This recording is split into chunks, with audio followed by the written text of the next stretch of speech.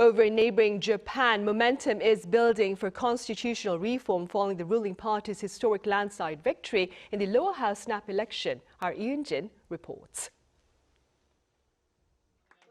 The Japanese government, led by Prime Minister Sanae Takaichi, now backed with a two-thirds majority in the lower house of parliament, is set to proceed with constitutional revision.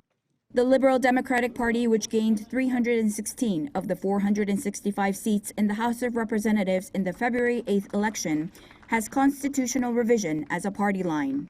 In 2018, under then Prime Minister Shinzo Abe, the LDP compiled a 4-point draft for amending the Constitution, which proposed clarification of the Self-Defense Forces status in Article 9, creation of an emergency powers clause, dissolving merged prefectural electoral districts in upper house elections, and the improvement of the education system. According to Kyodo News on Wednesday, 403 out of the 465 elected members responded to a pre-election survey sent by the media outlet. Of those, 81.1% backed a revision to Article 9 to clarify the legal status of the self-defense forces, and 83.4% favored adding an emergency clause, giving the government more power in the event of a major disaster or armed attack. Only 9.4% were opposed. A joint survey by the Asahi Shimbun and the University of Tokyo yielded similar results, with 80% of those elected favoring the inclusion of the SDF status. Also, when asked if the current constitution needs changing, an overwhelming 93% of the elected members supported revisions.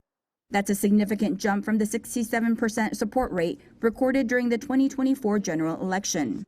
Opposition, on the other hand, plummeted to 3%, down from 23% in the previous election, while neutral responses stood at just 4%. The Asahi Shimbun noted that this is the first time since they began tracking in 2003 that pro-revisionist sentiment has exceeded 90% in a national election for either the upper or lower house.